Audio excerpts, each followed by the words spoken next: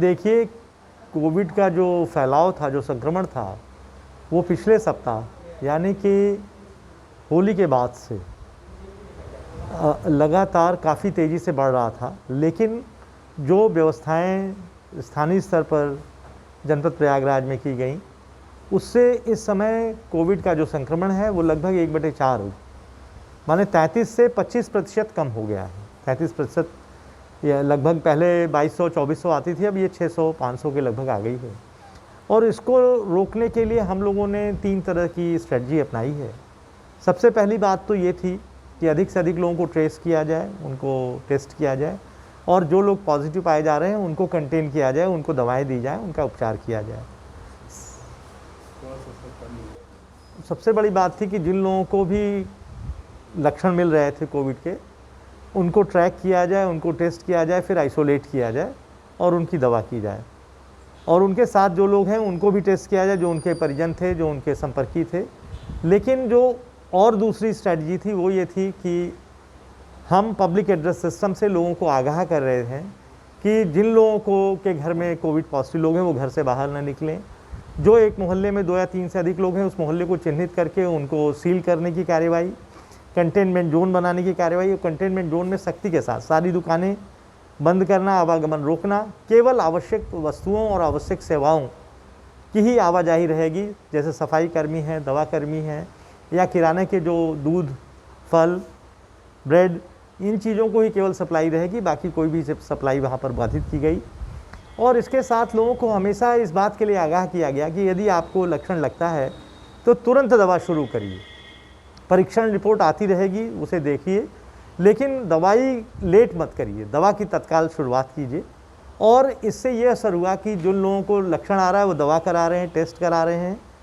साथ साथ लोग आवाजाही कम किया है लोगों ने सरकार ने जो कोरोना कर्फ्यू लगाया, आंशिक कर्फ्यू लगाया है, उसका भी असर ये रहा है कि लगभग पिछले शुक्रवार से ये लगातार चालू है और संडे तक है, सोमवार को चीज़ें खुलने की हैं। तो लगभग 9-10 दिनों में लोग घरों में रहे हैं, आवाजाही कम हुई है। इसका भी असर लग रहा है कि कोरोना का जो संक्रमण है वो फैलने में रुका है। और इलाहाबाद शहर, प्रयागराज की मैं बात करूं तो प्रयागराज में जो एक घबराहट थी, जो पैनिक सिचुएशन थी, वो भी कम हुई है। और अब लोग ये समझ रहे हैं कि यदि उनको ज़रूरत होगी तो उनको दवा भी मिलेगी, बेड भी मिलेगा, और वो लोग खुद सचेत होकर के इस संक्रमण को रोकने में अपनी पूरी भागीदारी दे रहे हैं। और इससे ये लगता है कि हमारा शहर जल्दी ही कोरोना संक्रमण से बाहर आएगा। जो सबसे बड़ी बात थी कि एक तो लोग मास्क लगाएं 100%, इसको लेके चालान की कार्रवाई की जा रही है। लोग सोशल डिस्टेंसिंग मेंटेन करें, भीड़ भाड़ न लगे, इसके लिए हम 188 के अंतर्गत कार्रवाई कर रहे हैं। पब्लिक एड्रेस सिस्टम से लगातार हम अनाउंस कर रहे हैं कि आप सामाजिक दूरी जो 6 फीट की उसको मेंटेन कीजिए, मास्क लगाइए, हो सके तो पब्लिक प्लेस पे डबल मास्क लगाइए। सब्जी मंडियों की चेकिंग हो रही है, दुकानों की चेकिंग हो रही है। इसी के साथ साथ इस आपदा में कुछ लोग जो आवश्यक दवाएं हैं, गैस के सिलेंडर हैं, रेमडेसिविर जो इंजेक्शन थी, उसको ब्लैक करने की कोशिश कर रहे थे। तो जहां हम लोगों को सूचना मिली वहां रेड किया गया, तो सिलेंडर बरामद किए गए 5, उसमें 3 लोगों को गिरफ्तार किया गया। इसी तरह से जो लोग रेमडेसिविर के साथ साथ ऑक्सीजन के साथ साथ रेमडेसिविर की सप्लाई की बात कर रहे थे, उसमें मुकदमा कायम किया गया, उनको जेल भेजा गया। ऐसा हम आपके माध्यम से कहना चाहते, कुछ लोग दवाओं के भी दाम अधिक लेकर के बेच रहे हैं, उनको आगाह किया गया, उनको समझाया गया है ड्रग एसोसिएशन की बैठक करके कि यदि कोई इस तरह की शिकायत मिलेगी तो उनके खिलाफ कार्रवाई की जाएगी। कल एक ऑक्सीजन जो कंसंट्रेटर होता है उसको बहुत अधिक रेट पे एक व्यक्ति बेच रहा था, तो उसके खिलाफ कार्रवाई की गई है। इसी तरह से सैनिटाइज़र लोग अधिक रेट पे बेच रहे हैं, उनको मना किया जा रहा है।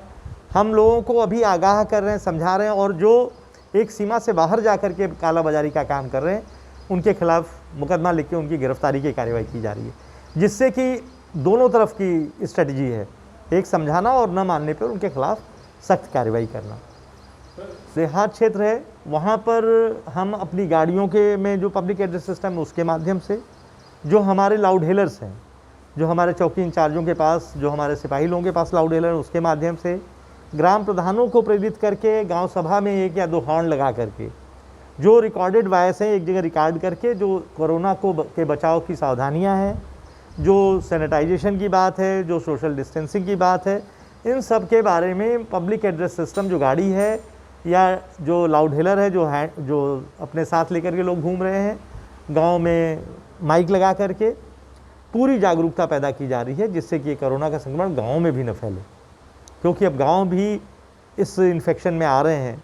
इसलिए अब ज़रूरी कि 5 दिन की ड्राइव सरकार ने चलाई है परसों से, और लगातार घर घर आशा बहुएं और टीमें जा रही हैं, सर्विलांस टीम, जो भी लक्षण पाए जा रहे हैं उनको ट्रैक किया, अलग किया जा रहा है, उनकी टेस्टिंग हो रही है, उनको दवा दी जा रही है, जिससे कि गांव का संक्रमण भी रुके।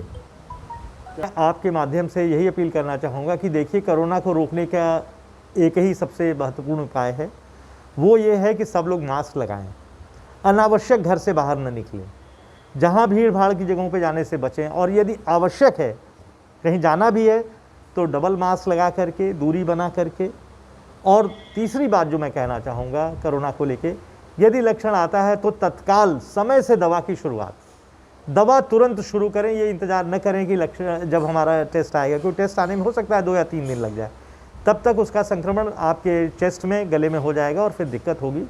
तो जैसे ही लक्षण आते हैं दवा तत्काल शुरू की जाए। इसकी दवा सेट है, इससे कोई नुकसान नहीं होगा, फ़ायदा ही होगा। इसलिए मैं सभी से ये कहूँगा कि तत्काल समय से, जैसे ही लक्षण आता है, खांसी, जुकाम, फीवर, गले में खराश, खुश्की, चेस्ट में दर्द या पेन है, तो दवा की शुरुआत की जाए।